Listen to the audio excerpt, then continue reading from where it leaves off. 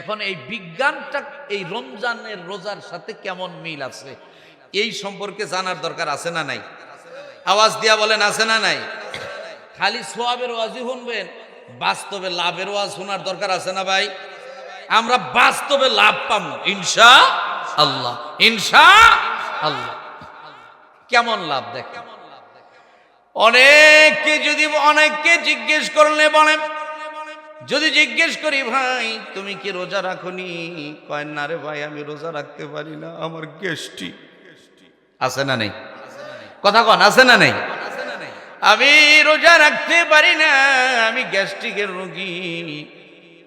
যারা গ্যাস্ট্রিকের রোগী গো, এই রোগ থেকে যদি পরিপূর্ণ মুক্ত হতে চান তাহলে রমজানের রোজা রাখুন। রোজার বিনিময়ে আল্লাহ আপনাকে গ্যাস্ট্রিক, আলসার, পেপটিক থেকে মুক্ত করে দিবেন। জোরে বলুন সুবহানাল্লাহ।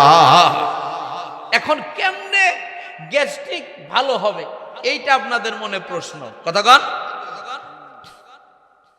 ভাইরা রে আমার, গ্যাস্ট্রিক রোগের প্রধানত দুইটা কারণ। গ্যাস্ট্রিক রোগের অনেক কারণ আছে, তার মধ্যে প্রধান কারণ দুইটি। কয়টি? আওয়াজ দিয়া বলেন কয়টি? আপনারা কি বিরক্ত হচ্ছেন ভাই? তাইলে আপনারা হা হয়ে একটু করবেন, ঠিক আছে ভাই? এক নাম্বার কারণ হলো অনিয়মিত খাবার খাওয়া।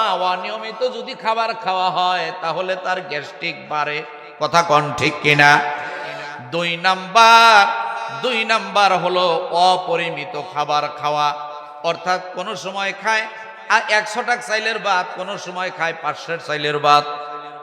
কথা কন 500 তো আর কাহার না, কোন সময় 100 টাকা খায়, 100 টাকা চাইলের ভাত খায়, কোন সময় আবার 1000 চাইলের ভাত খায়। আল্লাহ, ঠিক কিনা ভাইরারি আমার?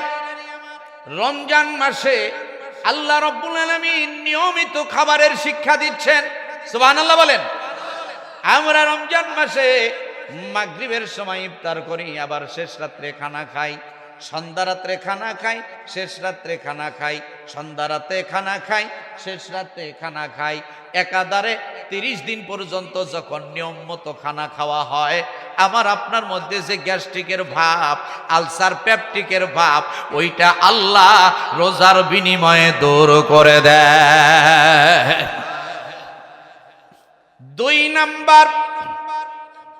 দুই নাম্বার কারণ হলো গ্যাস্ট্রিক, আলসার বাড়ে অপরিমিত খাবার খাওয়ার কারণে। আমার নবীর সুন্নাতি খানার তরিকা হলো পেটটাকে 3টা ভাগ করতে হবে। সুবহানাল্লাহ কন। কয় ভাগ? আওয়াজ দিয়া কন কয় ভাগ? পেটটাকে 3টা ভাগ করতে হবে। 1 ভাগ খানা, 1 ভাগ পানি, 1 ভাগ খালি। ঠিক কিনা?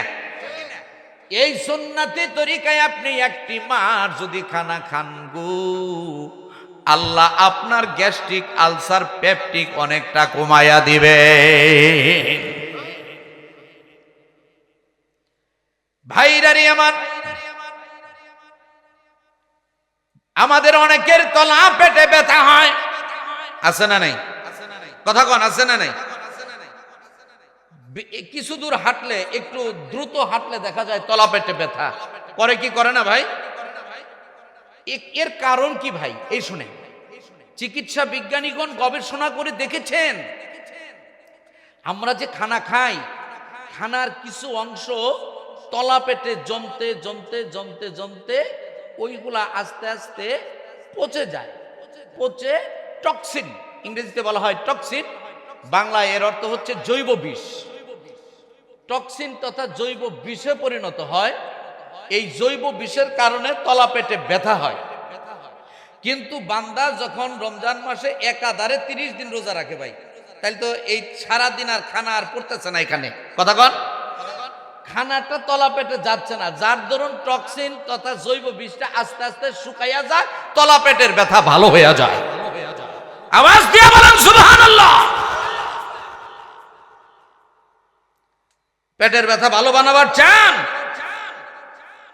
মনে হয় বানাবার চাই না রে। কি গো, ভালো বানাইতে চান? রোজা রাখার দরকার আছে না নাই? আমাদের সমাজের মধ্যে এক এক শ্রেণীর ভদ্র রোগী আছে, শিক্ষিত রোগী। যদি জিজ্ঞেস করি ভাই হ্যাঁ রোজা রাখেন কি, কয় আমি ডায়াবেটিক্সের রোগী। তো কথা কন, অন্য রোগের কথা বলার সময় কিন্তু স্টাইল করে না ভাই। যখন ডায়াবেটিক্সের কথা আসে তখন কয় আমি ডায়াবেটিক্সের রোগী, তো না খেয়ে থাকতে পারি না। ঠিক কিনা? ডায়াবেটিক্সের মহা ঔষধ রোজা, মহা ঔষধ রোজা, মহা ঔষধ রোজা। জোরে বলুন সুবহানাল্লাহ। চিকিৎসা বিজ্ঞানীগণ গবেষণা করে দেখেছেন, চিকিৎসা বিজ্ঞানীগণ গবেষণা করে দেখেছেন, কোন ব্যক্তি যদি নিয়মিত রোজা রাখে তার ডায়াবেটিস আস্তে আস্তে একেবারে স্বাভাবিক অবস্থায় চলে আসবে। সুবহানাল্লাহ বলেন।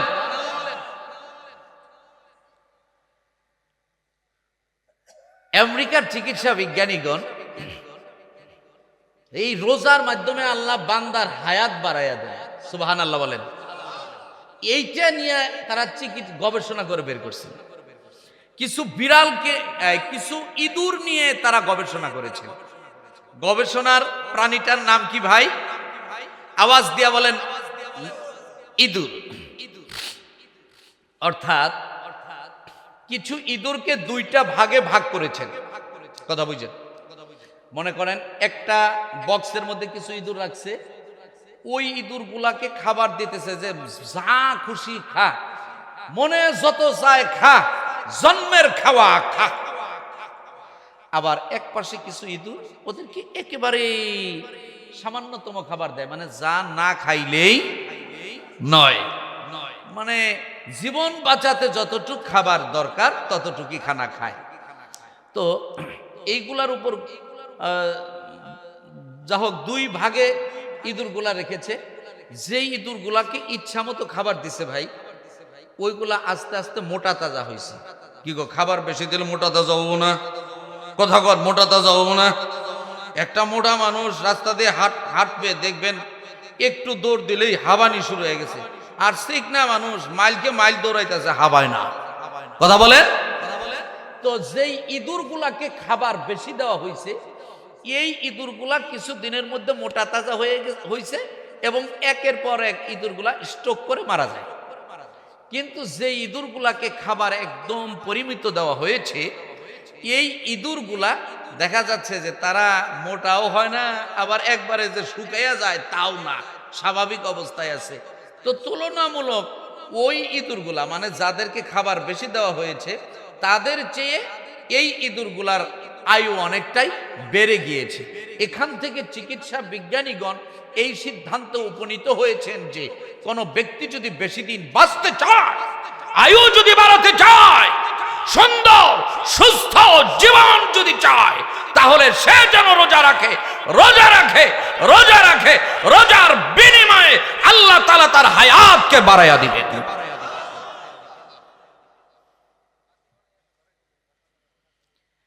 ভাইরা রে আমার,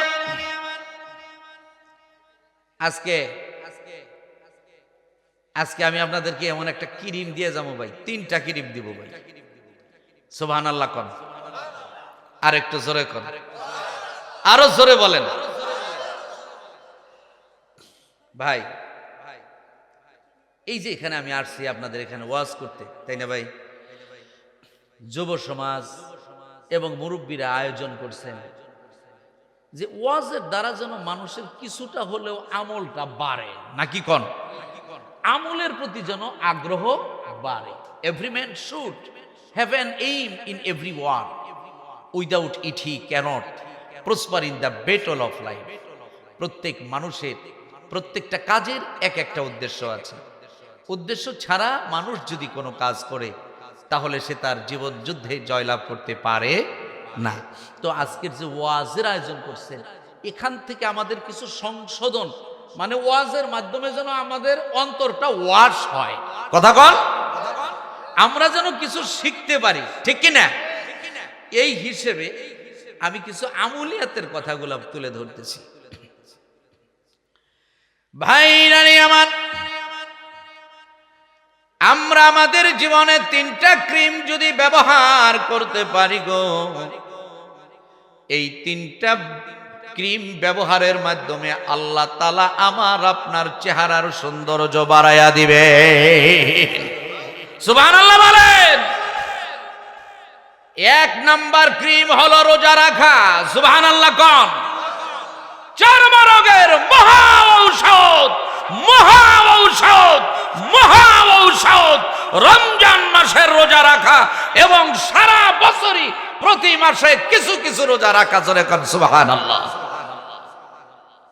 এখন বলবেন রোজার মাধ্যমে চর্মরোগ ভালো হয়, এটা কেমনে হুজুর? আপনারা কি ধানের গোছা গাড়েন? এই এলাকায় কি ধানের আবাদ হয়? ভাই গো, গোছা গাড়ার পরে জমিতে আমরা পানি দেই না ভাই? একেবারে টইটুম্বুর করে পানি দিয়ে রাখি। পানি দেওয়ার পরে বেশ কিছুদিন পানি জমে থাকলে জমিতে শ্যাওলা পড়ে কি পড়ে না? কথা বুঝছেন? শ্যাওলা পড়ে কি পড়ে না ভাই? শ্যাওলা পড়ে। এই শ্যাওলা পরে লোনা ধরে। খেতে কি লোনা ধরে না নাকি কোন? লোনা ধরে। এই শ্যাওলা এবং লোনা মুক্ত করার জন্য জমিটাকে আমরা আবার শুক দেই। আপনারা কি বলেন এই এলাকার ভাষায় কি?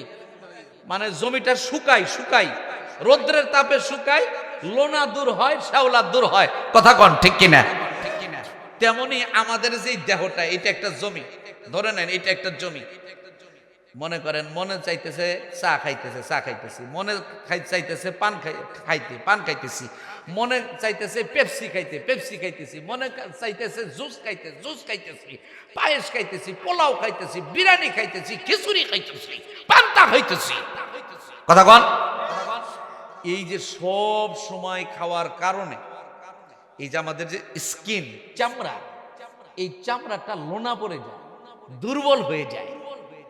হ্যাঁ, তো রমজান মাসে বান্দা যখন সুবহে সাদিক থেকে নিয়ে সূর্যাস্ত পর্যন্ত যাবতীয় পানাহার থেকে বিরত থাকে, তখন এই যে শরীরের যে লোনা অংশটা না, এইটা শুকাইয়া যায়, লোনা মুক্ত হয়, চামড়ার শক্তিটা বেড়ে যায়, বান্দার অর্থাৎ ওই রোজাদারের চেহারার সৌন্দর্য বেড়ে যায়। বলুন না সুবহানাল্লাহ। আমি কি আপনাদের কথাটা বুঝাইতে পারছি ভাই? ক্ষেতের যেরকম, জমির যেরকম লোনা মুক্ত করেন, শেওলা মুক্ত করেন, তেমনি আমার আপনার দেহের এই যে চামড়া, এইটাকে লোনা মুক্ত, শেওলা মুক্ত করার জন্যই রোজা রাখা। বলুন না সুবহানাল্লাহ। অর্থাৎ রোজা রাখার মাধ্যমে লোনা মুক্ত হয়, শেওলা মুক্ত হয়,